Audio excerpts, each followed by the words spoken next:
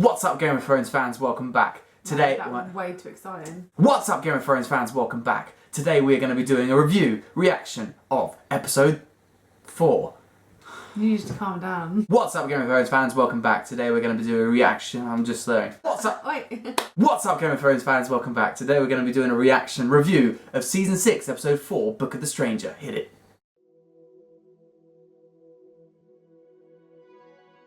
So this episode was all about homecoming, hey? Hey. Finally got some Starks reunited. Sansa and Jon are back together. So, to set the scene, Jon Snow's in his room and Jon's like, you know, I've had enough of this. And, you know, they killed me, I want out. And then he's interrupted by a horn. You want me to stay here after that? What was a fart? Somebody at the gate. Shut the front door! And the gate swings open, and who's behind the gate? Are you asking me? No. Sansa, Brienne, Podrick. Oh, Sorry. They walk in and there's this sexual look between Tormund and Brienne. Not what? Sansa and Jon. Sansa. No. Right. There was definitely some sexual chemistry between Brienne and Tormund. Sees him and she grabs her sword. She's kind of like a bit scared, but he's kind of like, Yo, you want some of this? how you doing? Anyway, I'm going on. I digress. I digress. No, I digest. digestive, basically. It's a perfect moment. Oh, this is so freaking cute. The way Jon walks slowly down the steps. This is incredible. Oh my god. As a viewer, you think about all the things that those people have gone through. And you've got to remember that the last time we saw her, she was probably, what, 12? She was a child and now she's a young woman. And it wasn't even like that they were close before. It shows you how much they've gone through that she now feels like. Just to see somebody in her family again is just the most amazing thing. It was really nice for Sansa and Jon just to feel a little bit safe. So Sansa makes Jon forgive her for being such an ass. I spent a lot of time thinking about what an ass I was to you. Ass. And then they decide that they're going to be together. Jon's going to look after her. Which is real sweet. Oh my god. Yeah, it was cute. Jon's like, I'm not getting into any more fights. I've been fighting ever since I left Winterfell. And she says, stop it, pussy. She's a new woman. She is a woman on a mission. Who sings that? Nothing can save me. Woman on a mission. We'll look it up afterwards. Davos kind of confronts Melisandre about Melly. Alright, I'll do things like that. So he confronts her about Stannis' situation and what actually happened to Shireen. And it almost looks like Mel's about to confess when big old Brienne and Tormund rolls up into town and she's like, I saw it all. Just before I executed him. I did not see this coming. I didn't think about this at all. But the real connection was when she was talking about how Renly was killed. They had a little bit of... So there's something brewing there. And so I think the whole mystery of what happened at Winterfell when Stannis went to take on the Boltons is going to be slowly unravelled as the season goes on. And it'll be interesting to see if Davos changes his allegiances when he finds out that she burned Shireen alive. Oh my goodness. Yeah, because she was like... So then we're back in the Vale. The Vale is back in the fold. I like the Vale. Why are you doing weird things? Sorry, I don't know. We've got Waymar Royce, who is Waymar boy. Is that his name? Waymar Royce? I'm just going to call him Roycey. Roycey questions him and says, you know, we thought Sansa was going with you to the Fingers, but it turns out that she'd been married to Ramsay Bolton. You know, what the fuck, dude? Don't you try and bullshit me in my backyard. And then Fingers like... Oh, Robin. Yeah, Robin, what do you think we should do with him? A sickly little boy. Got an idea. His mum's tipped till he was 12. His nephew trusts Littlefinger way over he trusts Waymar Royce. Yeah. And so it looks like that he's going to command the army at some point and to save Sansa, whatever the fuck that means. He's not going to say Sansa. Littlefinger's out for himself. Prick. Give him the middle finger. Then we're in Meereen, where Tyrion has invited the wise masters of Yunkai, that's the poor, and he offers them 7 years to sort of dissolve slavery in their cities, which pisses off Melisandre and Grey Worm. Big styly. There was some sort of tension brewing between Grey Worm and Tyrion and Melisandre. I can't watch the say now after what you said. I can't remember where I heard it, but someone mentioned that Melisandre could be the leader of the Heartbeat. She keeps giving these looks, I know, and the and camera really dwells on her for certain things. Game of Thrones don't do anything for no reason. There's always something behind what they're doing. We'll just have to keep our finger on the pulse for that one. If that's what happens, then I claimed it. No, you didn't. If we're right, You heard it here second.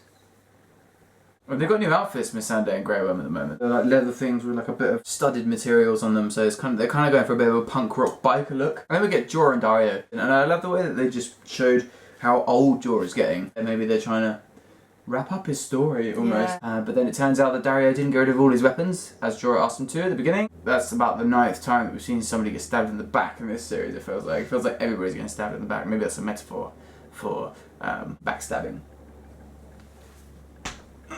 Then Marjorie and Loras, this High Sparrow, just playing them, completely playing them. All the women are coming to the forefront. You look at this, where she's trying to take care of Loras. And with the whole Jon and Sansa thing, Sansa's the one taking the initiative. Yara and Theon. So there's, you know, brother-sister thing going on, and the sister's sort of taking over. We're going to see a bit of a fight between the, what's the big fat guy that serves Cersei? Mountain. I think that will, The big fat guy. I think there's going to be blood, and I think that it's going to go tits up. Someone's got to die. It's Game of Thrones, so my money's on Loras. Theon is back in the Iron Islands. Pisses me off. So what pisses you off? It pisses me off. I don't want him to be there. It's boring there. Well, we'll see. I think there's a big. obviously I think things there's a will big happen, plot line coming. I think- Plus, we haven't got a lot of Euron yet, so that'll be another thing to see. And we're back at Winterfell. Aww. Oh, this little twat. Ramsay was like peeling an apple. He was kind of flaying. Do you know what I mean? Yeah. That's how they flay. After he kills her, she didn't actually eat the bit that apple. he peeled, He ate the skin. No, he peeled the apple, peeled the skin, and then he killed her, peeled it again, then ate the skin. That's exactly what I fucking said. No, he didn't. That's what I fucking said. What do you think I said? He said that he peeled the skin and then he ate it. Ate the skin. Don't put the apple. No, he peeled the skin and then he ate it. The peel. Fuck's sake. No, I'm just saying that I was like, yeah, he peeled the skin and he like ate it, and you were just like, you're thinking, yeah, I just fucking said that. Yep. And now I'm just making. Yep. Yeah. I do that all the time, don't I? You're still doing it. So back to front, and that he is just so back to front. His ass is where his face should be. He eats the peel when he just probably just chucks the apple away. He stabs Osha like. And how she did it.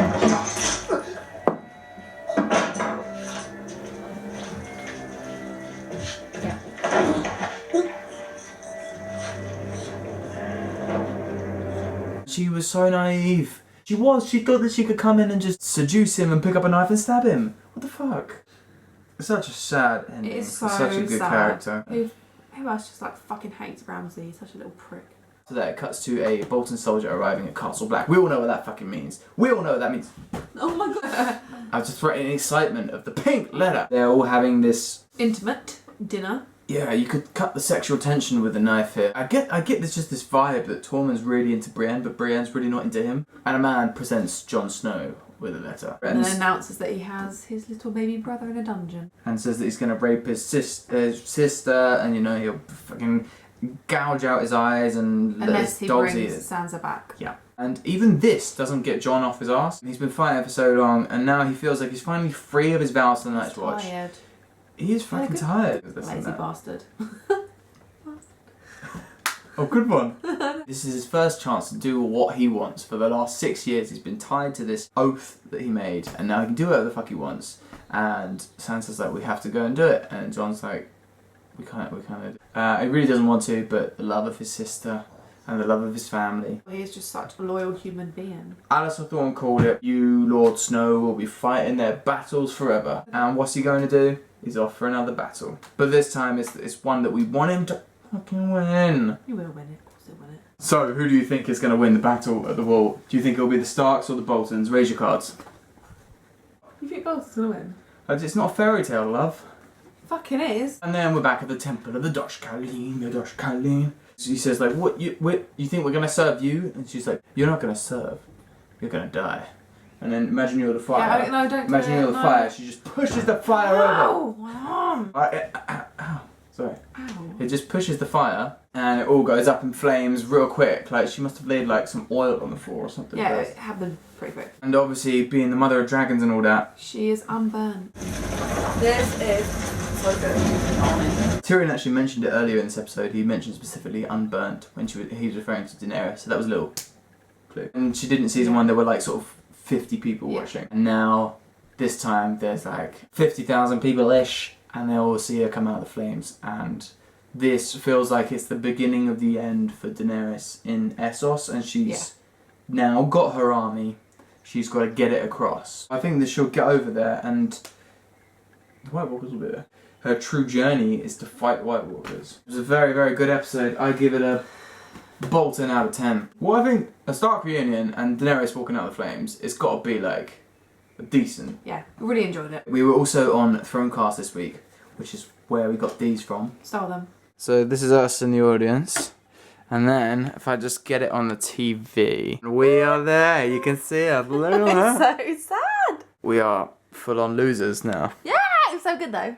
Thanks very much for watching this week. We're really happy with everybody who's, you know, commenting on our... That just sounds like a fucking wanker. Thanks very much for watching, guys. We're so grateful to any subscribers we get, and any message, you know, we reply to, and all the likes are really appreciated. So if you do like what you see, then please do like and subscribe. If you have any ideas or anything you want us to do, let us know. So, until next week, peace. No, you did backwards, peace. So, until next time, peace. Oh my god, do not die. Thanks very much for watching, guys. Until next time, peace. I've got that.